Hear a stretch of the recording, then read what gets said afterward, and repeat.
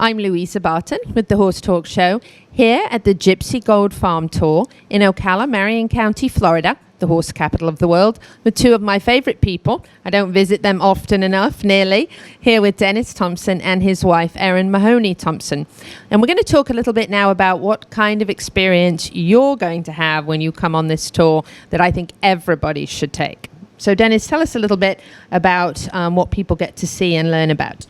The first 45 minutes is I talk about actually my background and then the discovery and the process of the genetics that made up the Gypsy Vanner horse, the process of naming a breed.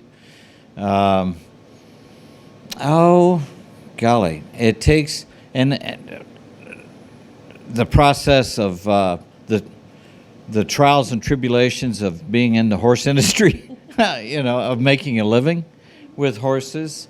That in 2006 and 7, we were producing 50 babies a year. In 2007, we did $1.7 million here with a $700,000 profit. In 2008, we had $1 million overhead and zero business. So nothing when the economy hit, and so we needed to save ourselves. And I'm a problem solver. Basically, that's what innovation is. Really, is solving problems. And so one day my veterinarian said to me, I implanted a mule in Puerto Rico, and she made the greatest equine mother I've ever experienced. He said it brought tears to my eyes watching her take care of her baby. And I thought, mule moms, I'll build a world around mules having babies. So we went out and bought 20 mules and got 15 of them pregnant. And just so you know, mules can't get pregnant. Yeah. So that's in itself is pretty amazing. Created a children's book, an animated movie, and a coloring book. And we started sending our mules to zoos because 1 million people go to each zoo. And the zoo had the responsibility of taking care of the mule and the baby. We assumed the 15 babies would sell with 1 million people going to each zoo, so that's 15 million people. And 15 million people would go to the gift shop and buy one or all three of those things, and we'd survive. And it didn't work. And it's my mother's fault. Because she taught me when I was a little boy that mules couldn't have babies. And I assumed that everybody else knew that, and they don't. So they went to the zoo, and they saw the mule with the baby and wondered where the tiger was, because they just didn't know what they were looking at. So the opportunity was education.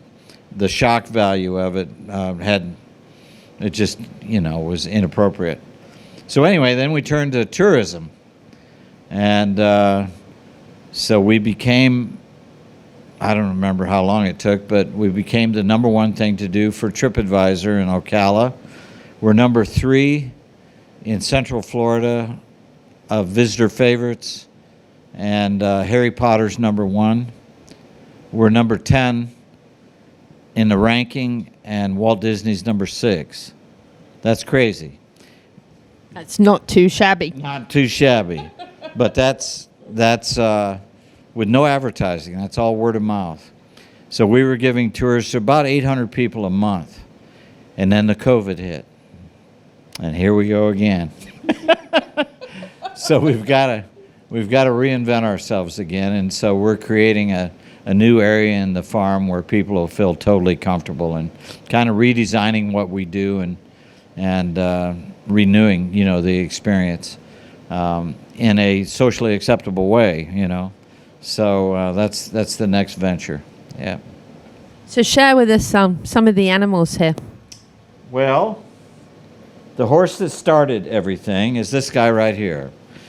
His name is Kushtibak. His name was the Log, like I mentioned earlier, and he would become Kushtibak. He's the first Gypsy Vanner horse stallion in North America, Easter Sunday, 1997. The second stallion's name was Bill, and not very exciting, but Bill was Bruno Mars and Elvis, but not for sale. First 2 years of Bill's breeding career, the Gypsies started calling him the King because of the babies he produced. Matter of fact, his first baby was Dolly, the first Gypsy Vanner horse in America, the first baby ever produced, period. And then he became the sire of the first Gypsy Vanner horse born in America, who is Coochie, March 18th, 1999. But anyway, we didn't think we'd be able to buy Bill. And 60 days before this breed was introduced, we were out of money, but we had enough to fly back to England. They say the horse industry makes millionaires out of multimillionaires. Anyway, if you start with $1 million, you don't have any more money. So we fly back to England with the sole purpose of sharing everything we're about to expose with gypsies, and we read them every detail of the breed standard, the history of their breed, the genetics, the vision for their breed, and so on. And we asked them to choose the name of their breed between Romany horse and Gypsy Vanner horse. And we got a call in our motel room. It was Bill's owner. And Bill had become so popular that this guy's name was Tommy Draper. And Tommy was getting up 2 o'clock in the morning to go check on Bill because he worried about getting him nicked, stolen. And so Tommy had a bad back, and it was killing him to get up in the middle of the night. He said, I'd rather see him in America than just gone. So he said, I decided to sell him to you. I don't have any money. But we did a motel room dance and got a loan from a bank, and Bill becomes ours. And he gets here Easter Sunday, 1998, and we name him the Gypsy King. And he becomes the most famous Gypsy Vanner horse maybe that will ever live. He's the world's first collectible Breyer model. He's the sire of the world's second collectible Breyer model. He's a model in Vogue magazine with the Vogue Model of the Year. He's a model in Cavallino magazine for Ferraris, rearing behind a $4.5 million Ferrari. And he's trained in the art of dressage by an 87-time United States Dressage Federation champion, gold medalist, and Olympic contender for 2008 in China, Pam Fowler-Grace. Pam called me on the way to the World Equestrian Games in Kentucky, and she said he's one of the most extraordinary horses of any breed I've ever ridden in my life. And so a big statement from somebody with those credentials, you know. So he was really a special horse. And I think I'll roll right into telling you a little story. Lynn Palm, the winningest equestrian in history, Rugged Lark fame, did the first bridleless routine, famous trainer. And she didn't know me from Adam 25 years ago. And I called her, and I asked her to come see me. And I said, I had a horse you've never seen before. And I said, stand here. And I brought the Gypsy King around the corner. And of course, she was all, eyes the size of saucers. And I sent Bill, or I always called him Bill, to her for 18 months.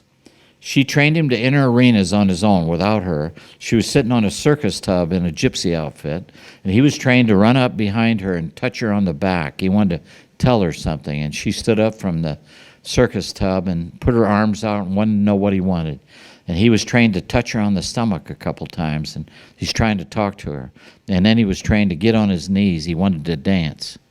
So she climbed on his back, and a gypsy song called Dance With Me played, and they did a dressage routine. Nice. Incredible. Las Vegas. Yeah, no, it was awesome. So there's been some really, truly moving experiences over the llast 25 years. That's just one of them.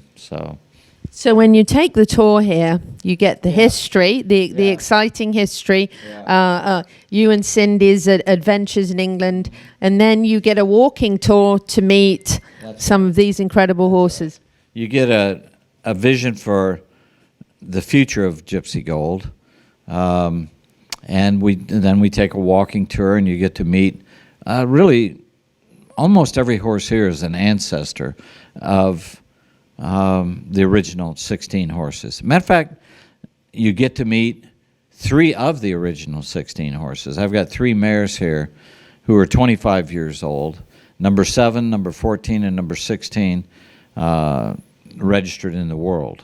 And hold that thought. Yeah. This is incredible information from one of the most exciting places, and you heard that. Number 1 here in Ocala, and number 3 after. Yeah. Harry Potter's number 1. Incredible. Yeah.